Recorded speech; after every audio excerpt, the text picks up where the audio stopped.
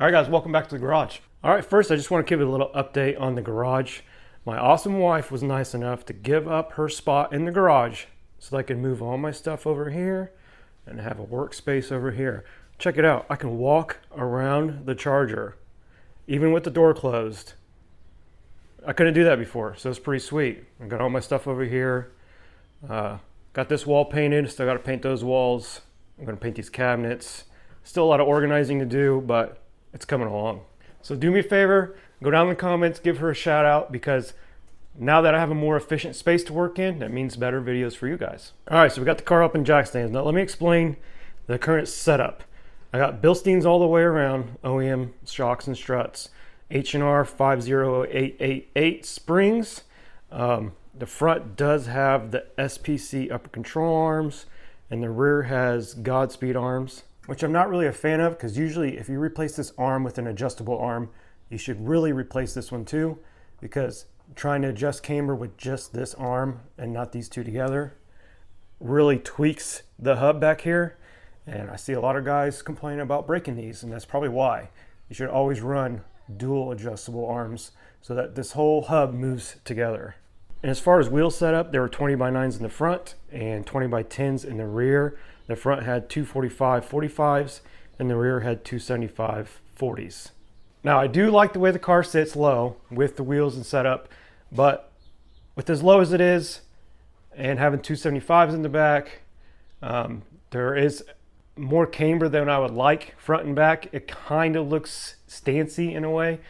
And I always feel like the tires could use more meat. So the plan of action is factory SRT 8 springs in place of the H&Rs. And since we're going to factory ride height, we're going to make the suspension back to factory geometry. So that means replacing those Godspeed arms with some factory control arms and replacing the SPC arms with factory upper control arms. Now, quick note about these uppers. The early cars had more positive caster built into the arms.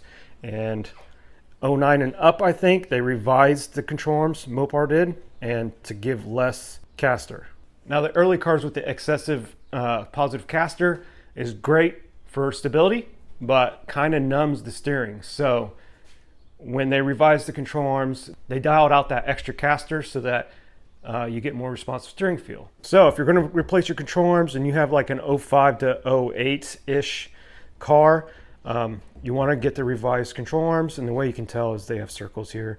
The early cars had more of a triangle cutout on both sides, and obviously always replace them in pairs. We're going to do the front first because it's going to be the easiest. Pull the struts out, swap the springs, and then pull those control arms out and swap those out. So as far as pulling out the struts, you have your sway bar link, lower shock bolt, and then have these bolts up here. And you want to undo the brake line on the knuckle so that it can swing and it's not binding the brake line. And then we'll undo this upper control arm ball joint nut so the whole knuckle can swing, and we can pull that strut right out. Now, the very first video I kind of did when I was trying this YouTube thing was swapping springs on the car. So I kind of covered this once, but to be honest, going back and watching it, it's kind of rough. So we're going to redo it. And hopefully this video is a little bit better than that first one. Okay, first thing we're going to do is remove the strut top hat nuts. Okay, you got a 10mm back here for this whole bracket. Okay, and then my sway bar links are a 21. If you have aftermarket ones, the nut size could be different.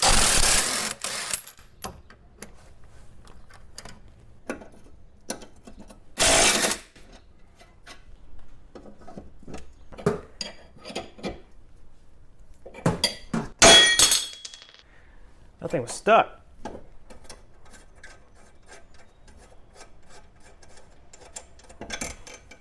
Okay, now with the knuckle out of the way, we can do this lower shock bolt, which is an 18.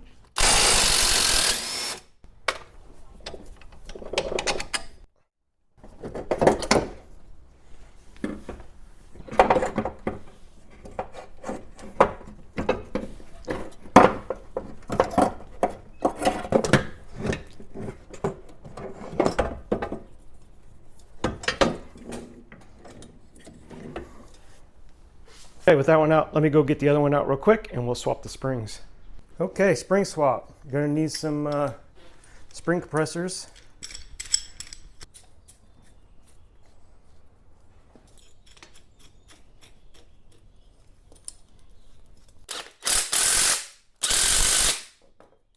You can see no tension on that spring, so we can remove the top hat. Now, trying to do it with an impact, the whole shaft is spinning, so what really helps to have is some pass-through sockets. That way you can get on that nut and also hold the end of the strut.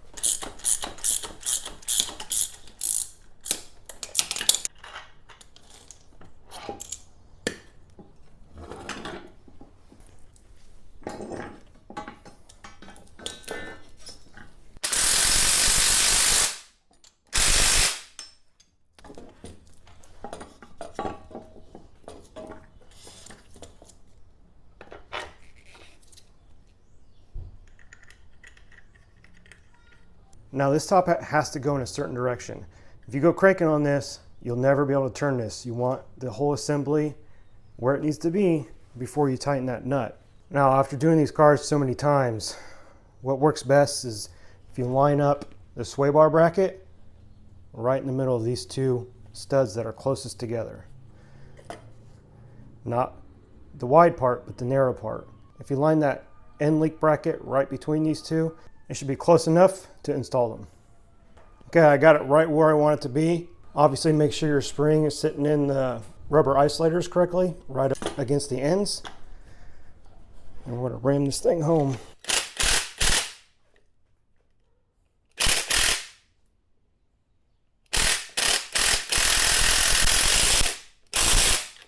You can see that sway bar link bracket is right between these two studs that are close together.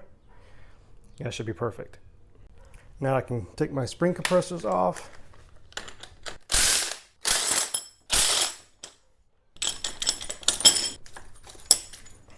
And that's ready to go back in the car.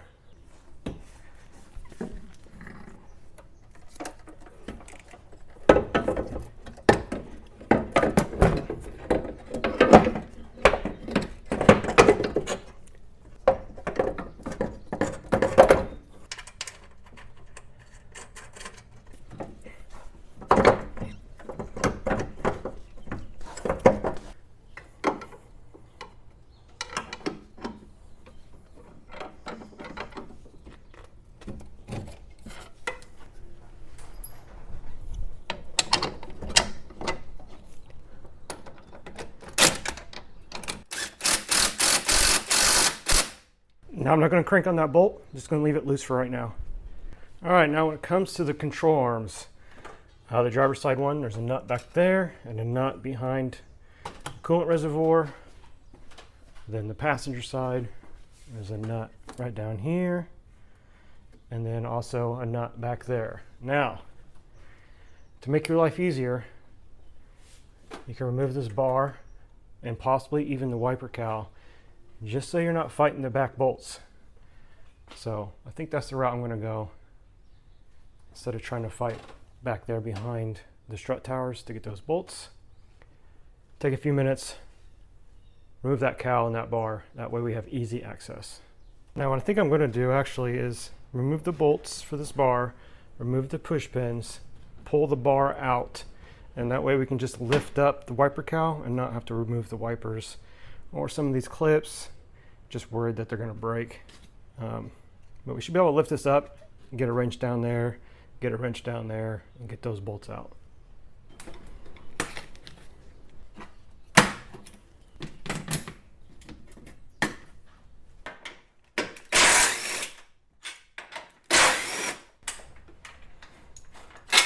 Okay, over there you'll have the PCM bracket overhanging it. You just kind of lift it up out of the way. For some reason, the previous owner of my car zip tied the catch can to mine. I just haven't got around to fixing that. There's a plug that has a push pin inside the bar there, and then under there, there's a bracket that slides down on the wiper motor that kind of supports it. It just slides in, so you just, when you remove this bar, you just pull it out.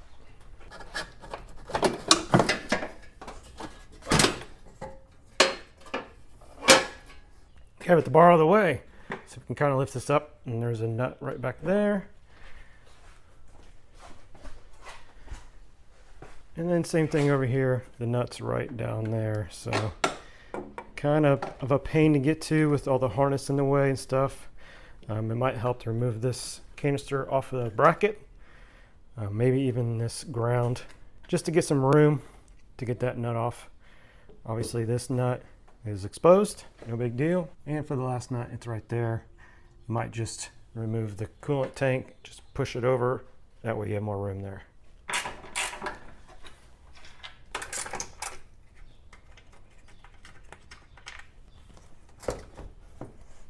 Okay, and these are our 18s.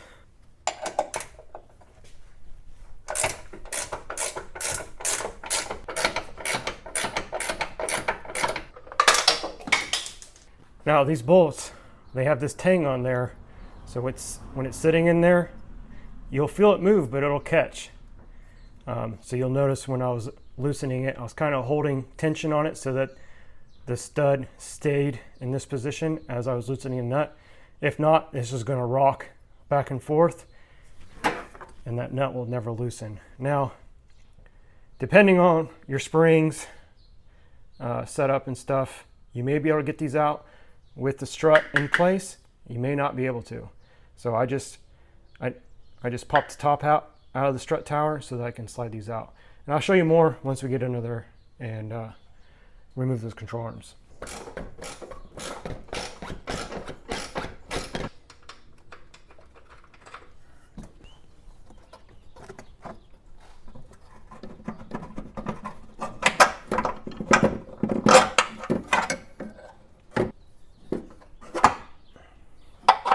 Now you see when these bolts are in there, what they're going to do is rock back and forth here. So when you're trying to loosen it, the whole thing's going to move, so you got to hold it or else you'll never get the nut off. Kind of a pain, but at least there's something to hold it there. And then like I said, you might have to remove the strut from the strut mount in the car just to get room to get those bolts out. Now the new control arm should be marked left and right. See that says left, so that's the driver's side. Slide it up there.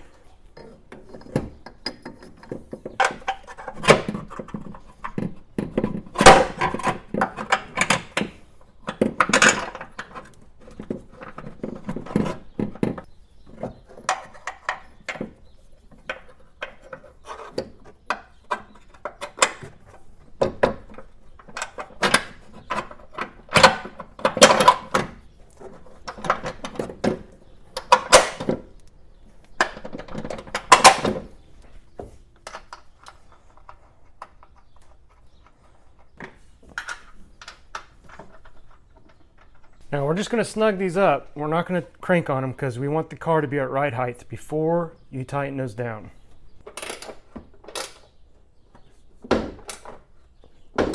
Just snug is all you need.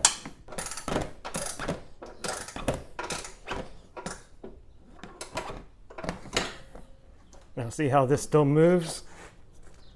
So all I did was tighten those nuts until I felt resistance on the arm, but not tight enough to where it's grabbing the bushing. That way we can lower the car down, get all the weight on the car, and then crank those down. That way those bushings don't bind, and we'll have to do the same thing with this lower shock bolt. But now I gotta go do the other side real quick. Same procedure, and then we can button this up and be done with the front. Okay, both control arms are done. That nut back there is definitely the biggest pain. There's not a lot of room to work, but now that they're in, we can button this suspension back up. I've got the strut pushed back in the strut tower. The nuts on top just loosely tightened on the strut mount.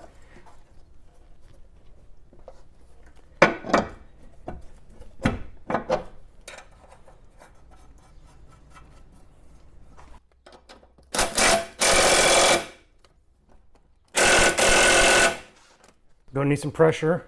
That ball joint's not wanting to seat in the knuckle, so it's just spinning. So I'm just gonna put a jack under the whole spindle to push up on it, get some pressure on there.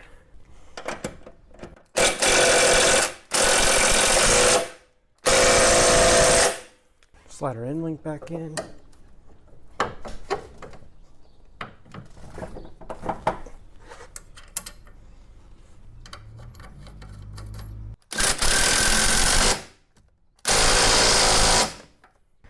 And don't forget your brake line bracket.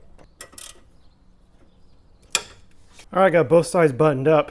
Obviously, like I said, the upper control arm bolts and nuts are still loose. The lower shock bolt is loose. We need to get the suspension under load before we can tighten those. So what I think I'm going to do is jack the front up, slide a jack under the control arms on either side, and lower it down. That way it pushes pressure on the suspension, and then we tighten all those up. All right, just to get those lower shock bolts tightened up, I got a jack stand compressing the suspension. All the weight is off the jack, just so I can go in there and tighten that. Once we get the wheels back on, the car on the ground, then we'll tighten these two bolts here and the top hat bolts. Okay, for the front wheel fitment, here's what we got. I took the 275s off the rear and replaced the 245s that were on the fronts with the 275s. Then on the back, I got 315s. So let's get these on and get the front end on the ground.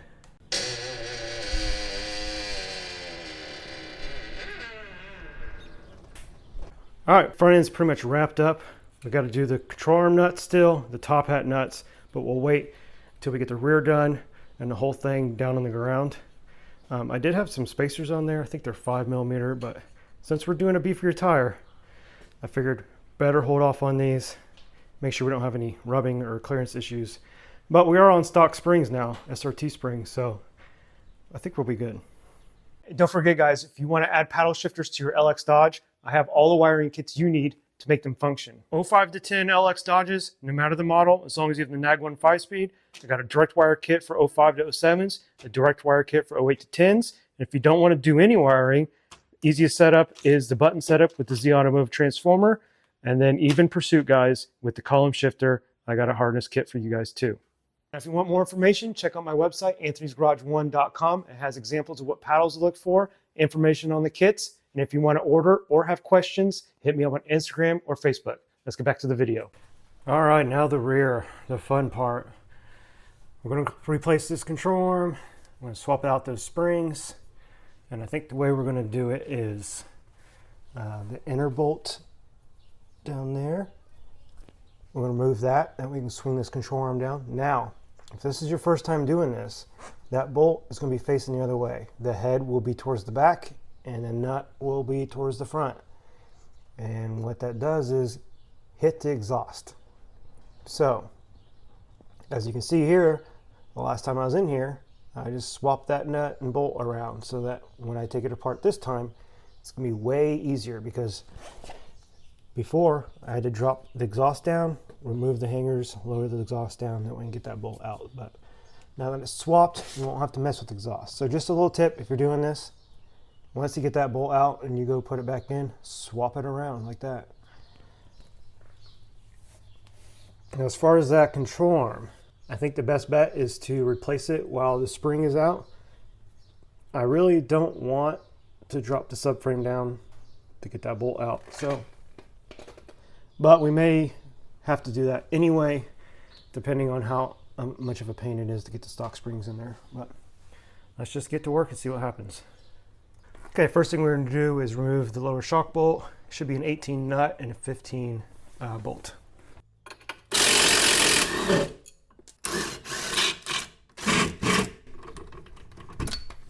Okay, now what we're going to do is support this arm with the jack and remove that inner control arm bolt.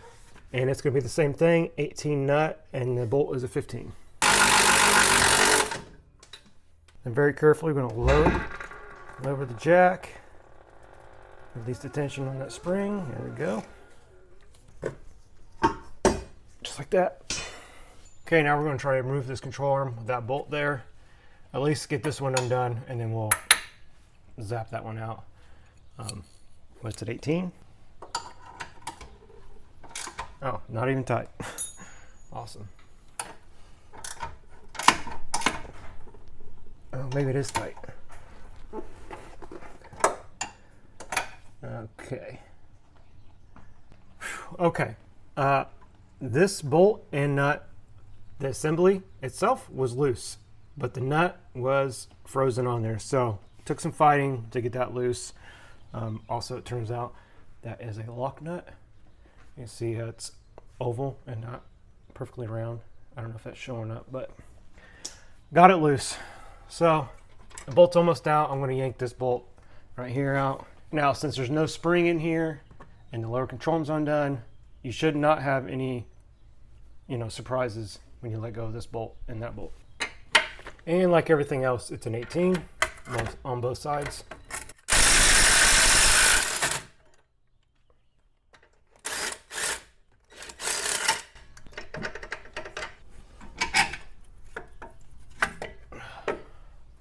There we go.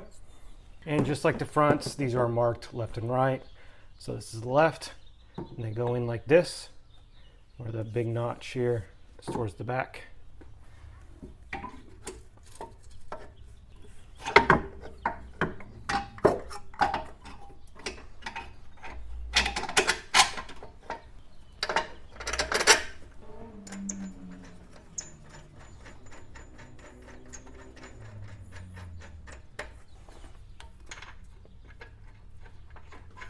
Now, technically, we should do like the front, where these bolts here and there tighten those once the suspension is under a load. Now, my only problem is like, once I get the suspension loaded, how am I going to get in there and tighten that?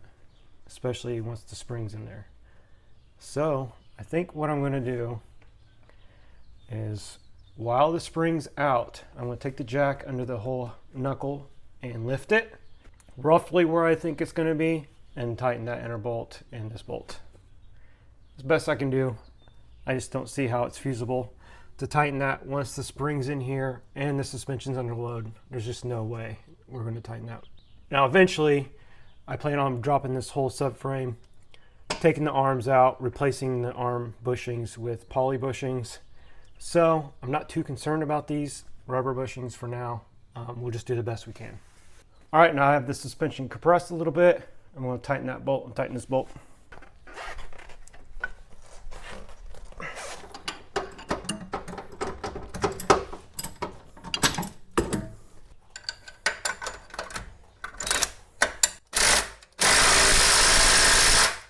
Okay, I did want to note when I was fighting that inner control arm bolt, I did lower the subframe just a little bit, just so I could get a better access to that bolt, which I think is going to benefit me anyway, trying to put these stock springs in. So I got my isolator on top.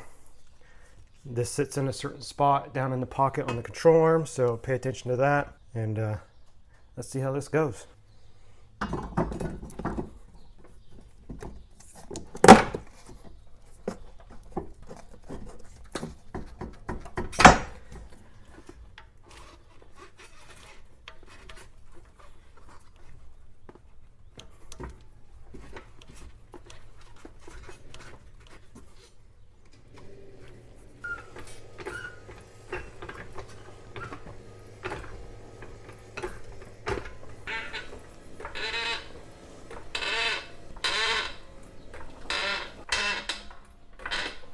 Now it might help to take a pry bar so that you can swing the control arm back and forth like this to get those holes to line up in the back.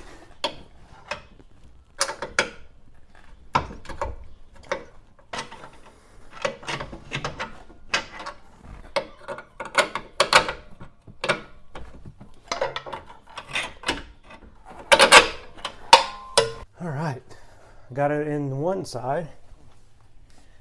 Now typically what's going to happen is once you get the forward side, this side will be too high. So all you have to do is lower the jack until it lines up right there.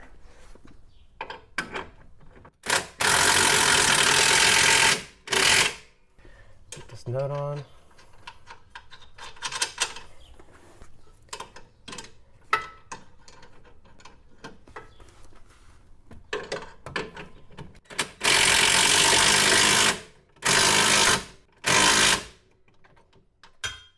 Okay, and again, we're not going to tighten that bolt until we get a load on the suspension. Well, I need to raise the subframe back up. It's just two 18mm bolts, one in the front and one in the back.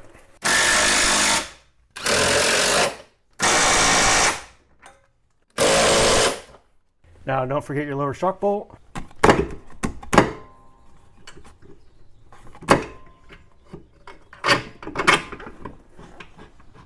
Now, since that bolt goes through a rubber bushing, same thing with the inner control arm. What all I'm going to do is try to compress the suspension the best I can with the jack, just because, you know, once the wheel's on here, I'm not going to be able to get to that bolt, and I'm not going to be able to crawl under the car to get that inner control arm bolt. So we're just going to jack up the suspension until it starts lifting off the jack stands, and we'll tighten those 2 bolts.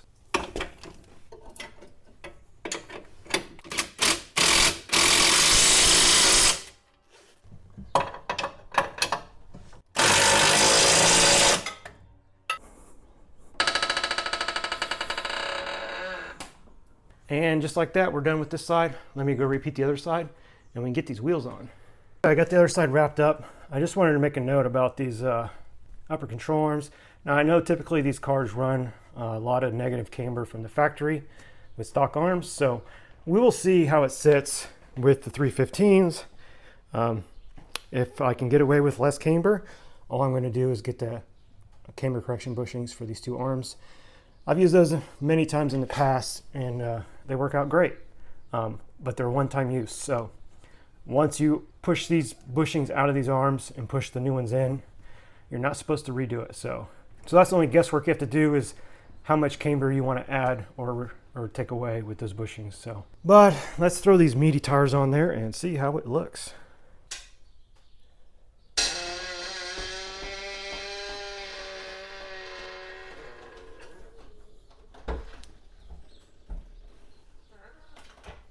All right, that's how it's sitting right off the jack stands. Obviously, it's going to settle a little bit once I drive it. So I got to tighten up those control arm nuts in the front and take this thing for a rip, and we'll see how it sits.